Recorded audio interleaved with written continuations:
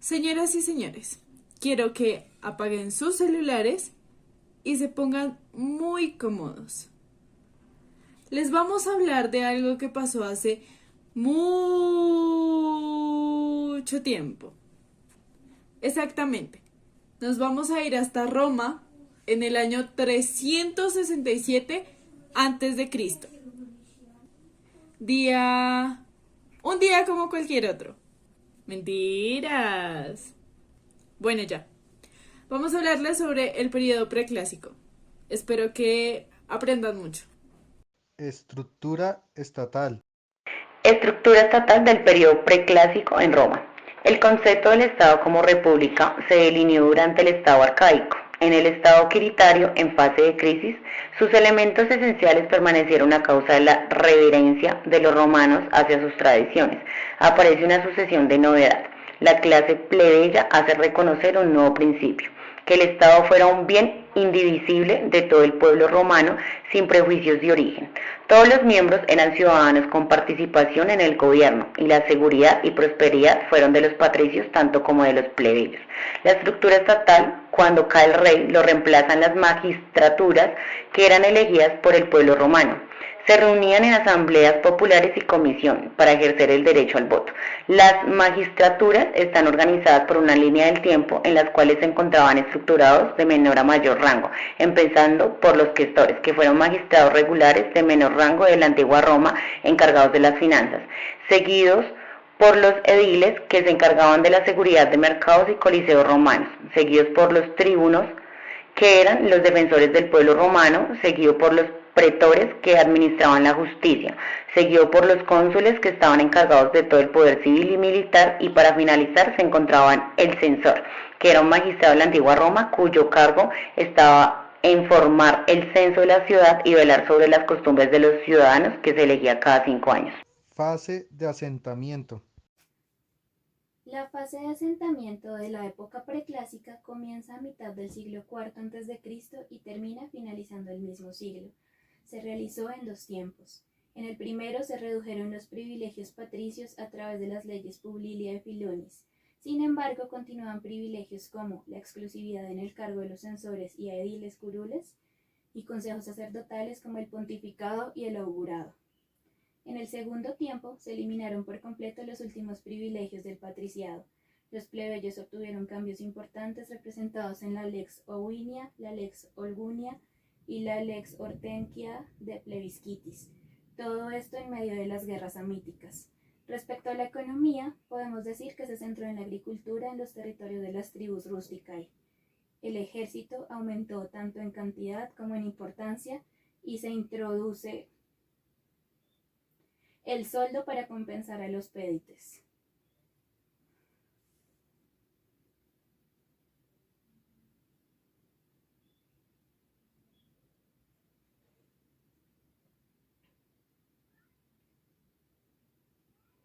Todo esto lo podemos ver como un proceso histórico unitario, el que comienza con las leyes Liciniae Sextiae y genera una necesidad de ordenar el derecho tipificado con la creación de la jurisprudencia romana, mediante la que se da la ramificación del derecho en ius publicum y en ius privatum, representado en el ius civile.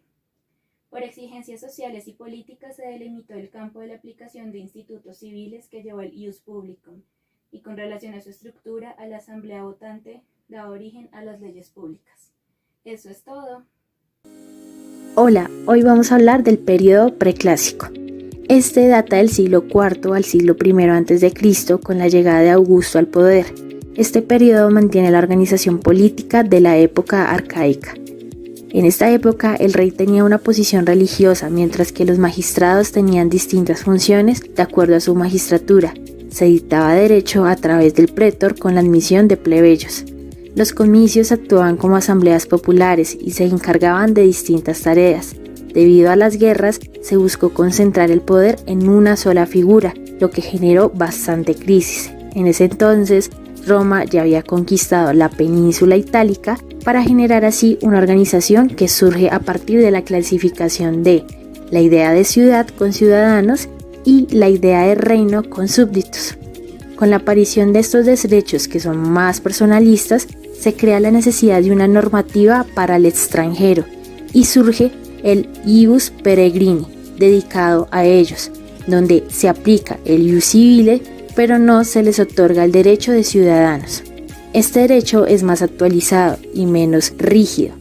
Consta de fórmulas más modernas para la época, lo que provoca que el ius civile adopte sus formas y asimismo cree jurisprudencia llamando ius honorario y generando asimismo fuentes como leyes para comicios, edictos de los pretores y jurisprudencia. Buenas noches. El día de hoy les hablaremos del ius civile vetus. El ius civile vetus es el derecho que se aplica a los cives o ciudadanos romanos. Estaba formado por la interpretación de los juristas. Su ámbito se extendió después del derecho formado por las leyes plebiscitos, senadoconsultos y decretos de los príncipes.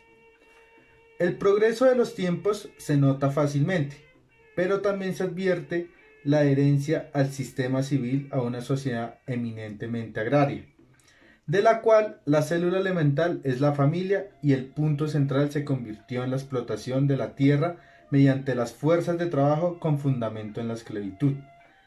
El ius civile vetus tiene las siguientes características.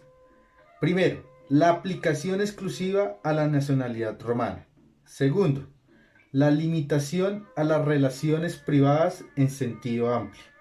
Y tiene como acciones jurídicas cosas como, primero, los ciudadanos romanos que gozarán de autonomía familiar. Segundo, los hijos emancipados. Y tercero, por primera vez se admitió a las mujeres que estaban sujetas a la patria. Espero les haya gustado y hayan aprendido. Buenas noches. Fase de apogeo. Desde inicios del siglo III a.C. hasta la mitad del siglo II. El mapa y la extensión del Imperio Romano constituyó el reflejo de la importancia alcanzada por esta cultura. En tal forma, el imperio de la antigua Roma abarcó 3 continentes, el suroccidente de Europa, el oeste de Asia y el norte de África. ¿Cómo lo hizo? Los primeros dominios provinciales y la guerra con Aníbal hizo que Roma se afirmara como una grande potencia mercantil en el tráfico mediterráneo. El horizonte cambió aún más con la victoria sobre Cartago, las actividades industriales y los comerciales reciben un salto nuevo favorecidos por la masa de fuerza de trabajo disponible, la explotación de las minas y el crecimiento continuo de las fuentes financieras, la circulación de dinero. En los 50 años sucesivos a la victoria del año 283 a.C. contra los samnitas, se inició la realización de una nueva fase de la historia de Roma, la fase imperialista del Estado romano, que la llevó al decisivo y entrelazado conflicto de grandes guerras, entre ellas 3 guerras macedónicas, 3 guerras púnicas y la fatigosa victoria contra su oponente rival, Cartago, y a la afirmación de la hegemonía romana, poniendo el sello durable de su predominio en todo el mundo. Pero tras esto, Roma empieza a sufrir un fenómeno.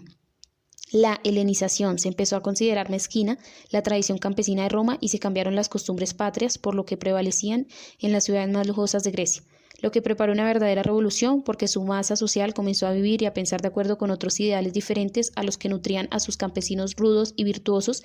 Así, la conquista modificó el espíritu de Roma y trajo consigo la grave crisis del siglo I a.C. Ahora vamos a hablar acerca de la evolución del derecho de la fase de apogeo. Durante esta fase, del 283 al 146 a.C., el primer fenómeno que tomó consistencia fue el alejamiento del ius civili Romanorum respecto del ius sacrum. La ius civili se convierte progresivamente en el centro de propulsión de toda la jurisprudencia romana. El ordenamiento constitucional permanece establecido en parte por los institutos tradicionales y en parte por las normas de las leges publicae, particularmente numerosas en materia electoral, judicial y criminal. Así es como el concepto de ius publicum, originalmente limitado a las normas integrativas del ius civili, se extendió a todo el ordenamiento jurídico. La característica más notable de esta fase se constituyó en la solución que los romanos dieron a un doble problema. Primero, el reglamento de nuevos tipos de relaciones, especialmente de carácter comercial, ignorado por las antiguas mores. Y segundo, la admisión de la tutela jurídica a las relaciones de los peregrinos con los cives.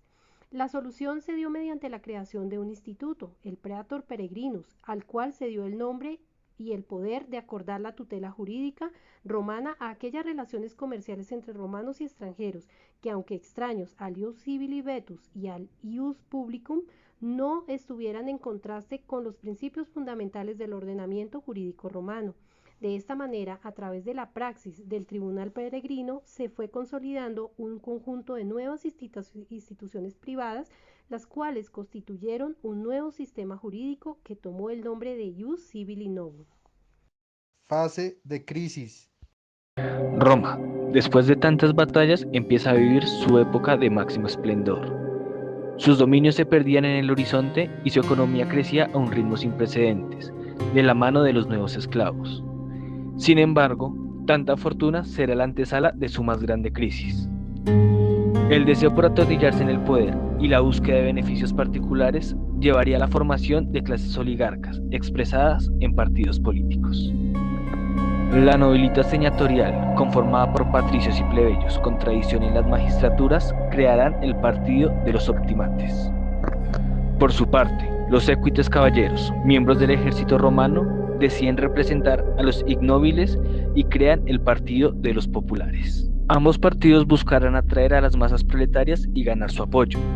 Propondrán plebiscitos y toda clase de medidas para prolongar su mandato, deformando así los principios democráticos de la antigua Roma.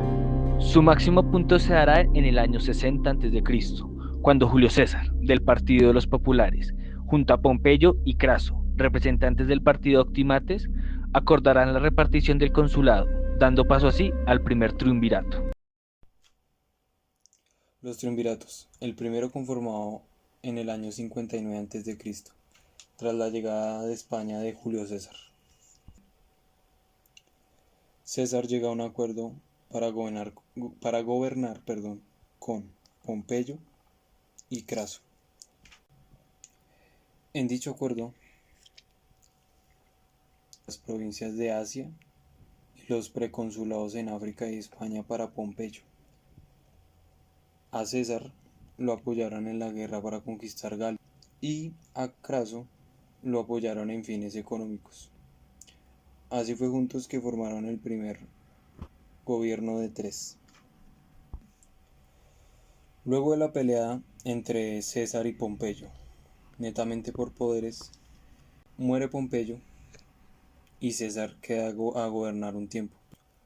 Al morir, por culpa de los conspiradores, Marco Antonio, junto a Lépido, buscaban vengar esta muerte. Así fue como Marco Antonio lee públicamente el testamento de César y pone al pueblo en contra de los conspiradores. Es así como llegan a un acuerdo para poder gobernar. Pero entonces, tras la llegada de Octaviano, este reclama sus derechos como heredero.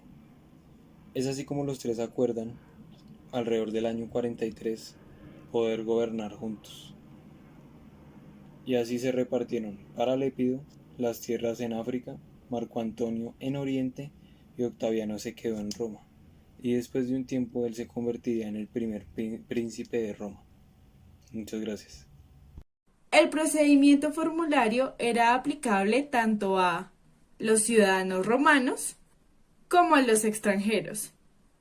Al tener con mayor frecuencia relaciones con extranjeros en Roma, los juicios se volvieron inevitables, por lo tanto nació una nueva magistratura. El pretor romano se encargaba de resolver las controversias entre ciudadanos romanos y extranjeros a través del procedimiento formulario. El pretor romano era quien redactaba la fórmula de acuerdo. El documento resumía la controversia entre las partes. Luego era remitido por el magistrado al juez y le servía para decidir el litigio. El procedimiento formulario se divide en dos fases. La primera fase era la fase in iure.